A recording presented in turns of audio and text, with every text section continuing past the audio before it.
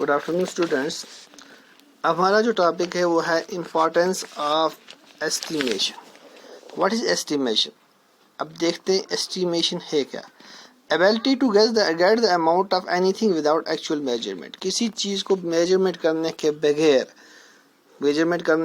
بغیر اس کا اندازہ لگانا وہ کتنا ہوگا تو اس کو بولتے ہیں ہم ایسٹیمیشن. Got it? کسی چیز کو ہم میجر نہیں کر رہے ہیں، اندازہ لگا رہے ہیں وہ کتنا ہے، اس کو ہم ایسٹیمیٹ بول رہے ہیں. اگر ان ادر ورڈس ہم اس کو یہ بول سکتے ہیں، we can say that is a rough measurement. جو ایسٹیمیشن ہے وہ رف میجرمنٹ ہے. It gives appropriate value of the quantity. Exact value نہیں دیتا ہے، اپروپریٹ ویلیو ہمارے پاس کوانٹٹی کا ملتا ہے. تو ایسٹیمیشن ہم روزمرہ کی زندگی میں بہت ساری جگہ پہ کرتے ہیں. جیسے ڈسٹینس بٹوین یور اسکول اور ہاؤس، تو یہ آپ نے کبھی میجر نہیں کی ہوگی، تو صرف آپ رفلی بتا سکتے ہو 2 کلومیٹر ہے، 4 کلومیٹر ہے نا. تو اب ہم rough idea of how much, تو ہم کتنا جب کوکنگ کرتے ہیں تو کتنی چینی ڈالیں، کتنا چاول ڈالیں، تو ہم ایکچوئل میجرمنٹ کر کے نہیں ڈالتے، تو ہم کیا کرتے ہیں رفلی ڈال دیتے ہیں. ٹھیک ہے. اس طرح سے بہت ساری چیزیں جو ہیں ہماری لائف میں ہم اس کو صرف کیا کرتے ہیں، ایسٹیمیشن ہی کرتے ہیں. Practice, experience and good idea about accurate measurement enables a person to make estimation that are close to the exact value. تو اب یہ جو estimation ہے یہ close کیسے ہم ٹھیک کر لیتے ہیں، کیونکہ اس کے لیے ایکسپیرینس چاہیے، پریکٹس چاہیے اور آئیڈیاز چاہیے، بہت سارے آئیڈیاز. تو یہ بھی آپ مان لیں یہ سیکل ہے.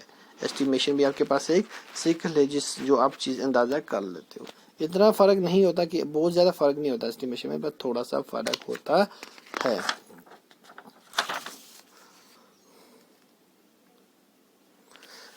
Now the next topic is motion. اور اب موشن کیا ہے؟ موشن کیا؟ دو چیزیں ہوتی ہیں، ایک ہوتا ہے ریسٹ، ایک ہوتا ہے موشن. آپ کو میں بولوں کہ اس دنیا میں جو چیزیں اگر آپ کو مان کے چل رہا ہوں تو آپ کے ارد گرد جو چیزیں آپ کو جو چیزیں پوزیشن چینج کر رہی ہوں گی تو ان کو ہم بولیں گے وہ کس میں ہیں، وہ موشن میں. اور جو چیزیں نہیں کر رہی ہوں گی، کہ اپنی پوزیشن چینج نہیں کر رہی ہوں گی، ان کو ہم بولیں گے دے آر ان ریسٹ.